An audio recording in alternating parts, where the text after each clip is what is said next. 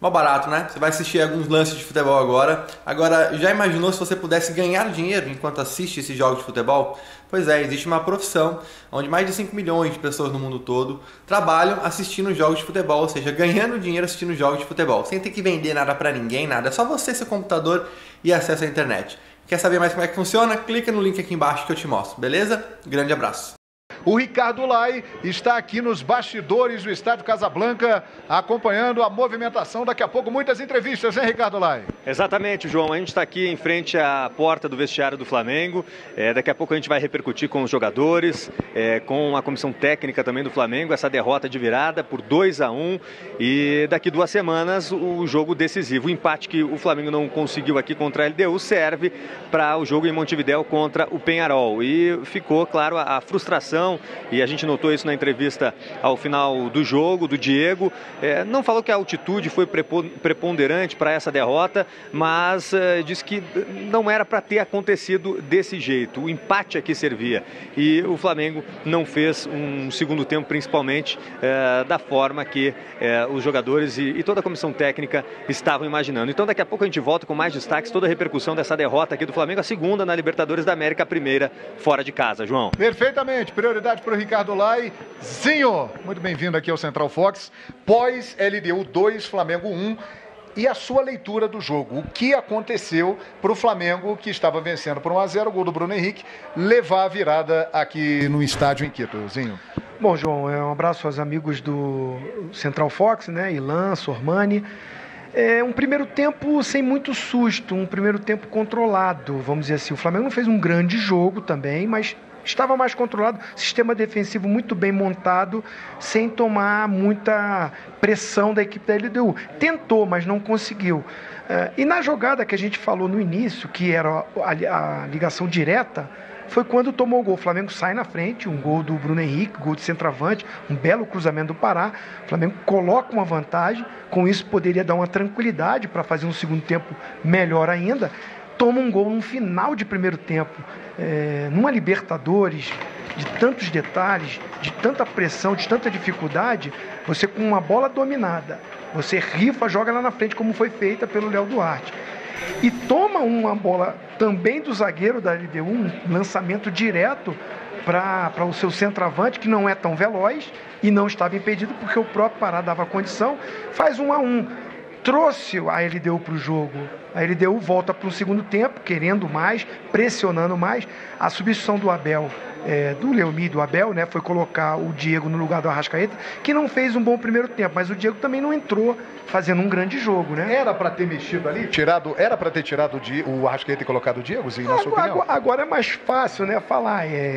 De repente, assim, o Arrascaeta não fez um grande jogo, mas estava recompondo bem o lado esquerdo e tem muita qualidade para essa transição. O Diego não tem essa velocidade que o Arrascaeta tem.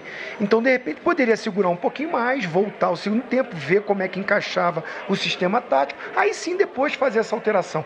Mas o Arrascaeta não fez um bom primeiro tempo, como também o Gabigol não fez um bom jogo. Não foi bem no jogo. Não fez um bom jogo. E assim, o Everton Ribeiro, que ficou um pouco mais sobrecarregado, tentou articular mais o jogo. Mas o segundo tempo muito abaixo, aceitou a pressão.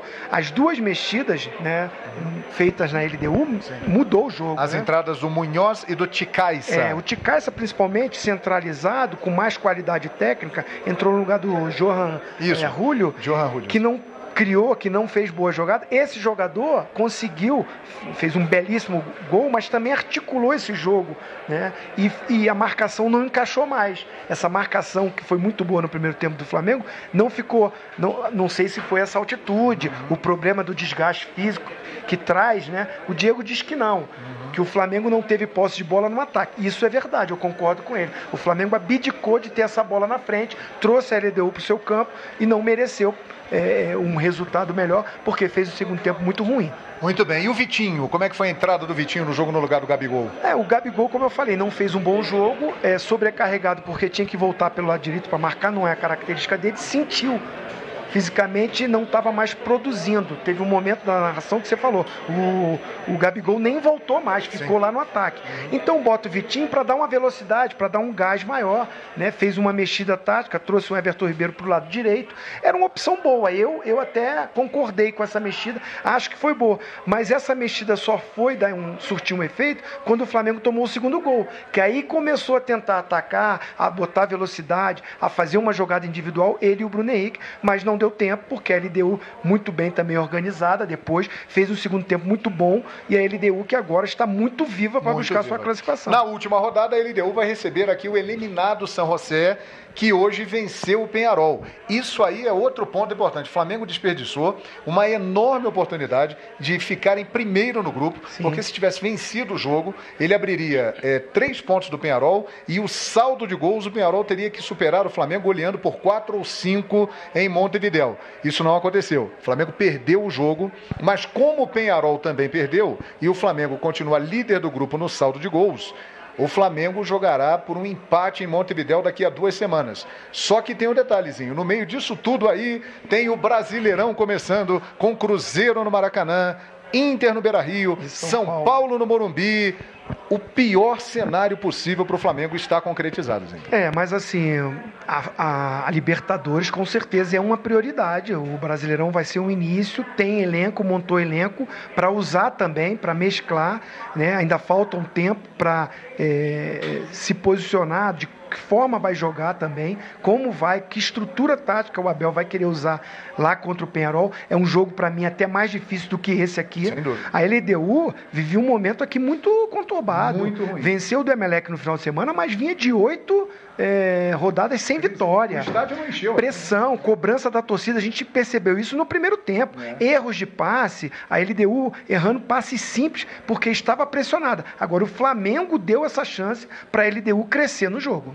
É isso aí, José Ilan, Fábio Sormani, continuando acompanhar. É isso aí, Ilan e Sormani. E agora nós vamos lá para baixo, porque tem a coletiva do Flamengo e o microfone Fox Sports está lá com o Ricardo Lai. Puede reprocharle algo a sus jugadores y puede reprocharse algo a usted mismo. No sé si a lo mejor en cierta parte del Flamengo cuando estaba ganando retrocedió demasiado, pero más allá de aquello, ¿qué podría usted reprocharle a sus jugadores después del partido que desplegaron hoy acá en Ponciano? Reprochar é falar, é isso? Não compreendi o que ele falou.